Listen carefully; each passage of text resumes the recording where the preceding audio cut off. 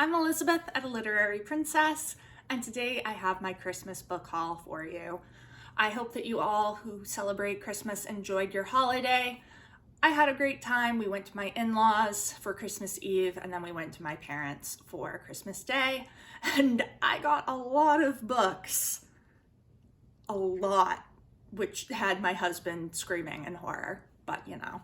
So we're gonna start with the books that I got from my in-laws, and then we'll do the books that I got from my parents. First up is this absolutely gorgeous edition of Moby Dick. This is truly absolutely stunning. The gold foil pages, beautiful end papers, color illustration of Herman Melville in the front. Very large font. There's illustrations throughout. It's just stunning.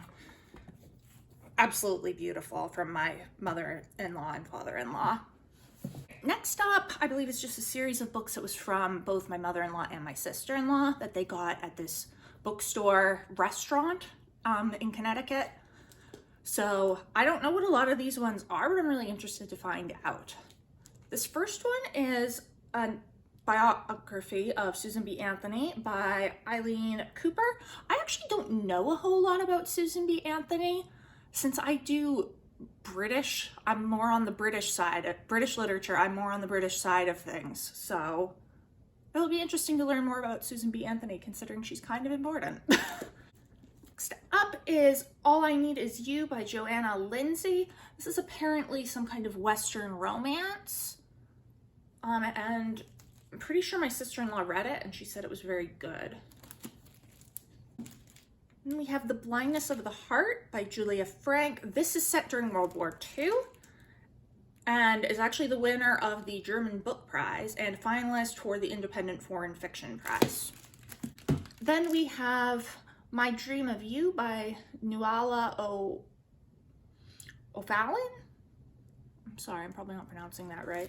This is set in Ireland, I think during the 19th century. I love the cover, very pretty.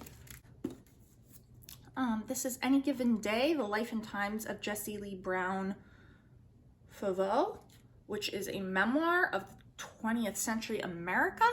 I don't know much about this, but I see her in some kind of uniform on the back cover, so it looks like she has probably led a very interesting life. Next up is The Descent of Woman by Elaine Morgan. So this is apparently a major feminist text from the 70s that was arguing about women's place in evolution, and it caused a big debate. So that should be really interesting to read. Next up is called Now You See Her. This is by Whitney Otto.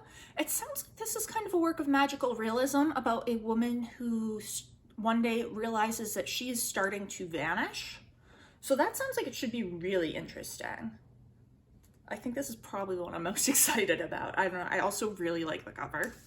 And then we actually have two vintage books that they got me. First up is Rebecca of Sunnybrook Farm by Kate Douglas Wiggin. I have actually never read Rebecca of Sunnybrook Farm. I saw the movie when I was a kid with Shirley Temple, I think it was.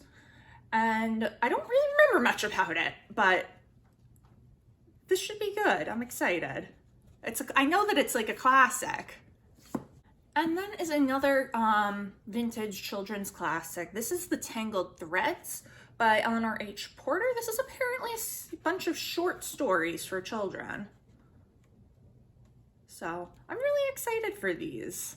Also, they're just, I love old books. They're so pretty. And all right, next up is actually from my husband's grandparents. They gave me this beautiful copy of Pride and Prejudice by Jane Austen.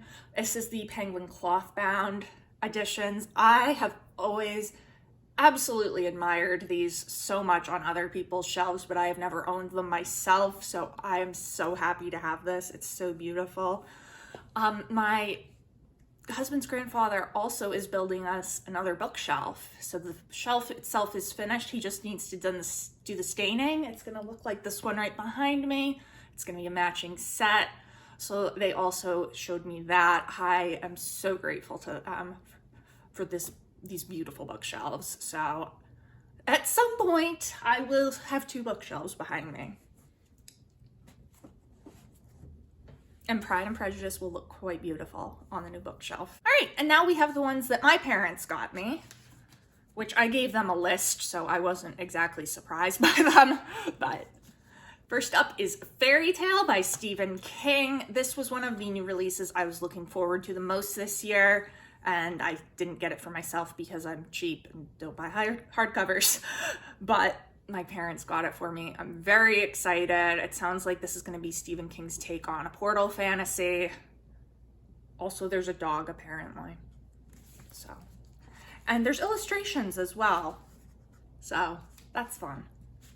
And then next up is a book that I already read, but that I wanted my own physical copy of because I had it as an e-arc.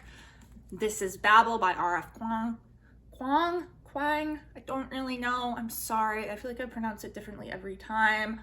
This is my top book of the year. It is a fantasy set in Victorian England, involving a group of students at Oxford who work with translation. I friggin' love this. I will wax on about it in my best books video, but I'm so happy to have a physical copy. Now we have Felix, Holt, the Radical by George Eliot. So this is one of this is the only George Eliot novel that I did not own yet. And so I asked for this for the George Eliot Project, of course. And what's this actually about? Because I don't know. When the young nobleman Harold Transome returns to England from the colonies with a self-made fortune, he scandalizes the town of Trebi Magna with his decision to stand for Parliament as a radical. But after the idealistic Felix Holt also returns to the town, the difference between Harold's opportunistic values and Felix's profound beliefs becomes apparent. So, lots of politics. We'll see how I like it. And then another one for the George Eliot Project. This is Scenes of Clerical Life.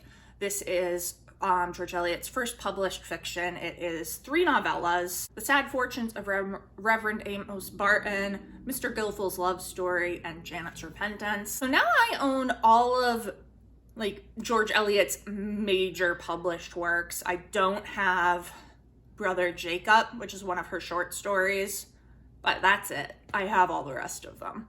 I also don't have Theophrastus Such, or whatever it's called, but I'll be getting that on my Kindle probably, hopefully for free. But yeah, I now have all of George Eliot's works, basically. Last up is not actually a book, it is a movie adaptation of a book. This is The Woman in White, done by BBC and aired on PBS here in America. In 2018, 2016, does it say on the back? I don't know. 2018. So I saw this when it originally aired on Masterpiece Theater, and I loved it. And then I read the book, and I loved that. But I am writing a paper on the book, and I am actually planning to bring in the screen adaptation as well as Fingersmith by Sarah Waters, which is kind of a reimagining of The Woman in White. So I obviously wanted my own copy so I could watch it again, and I'm very excited to see it again. So that is my Christmas book haul. Let me know down in the comments below, what did you get for Christmas this year? It has been great chatting with you. I will see you soon. Bye.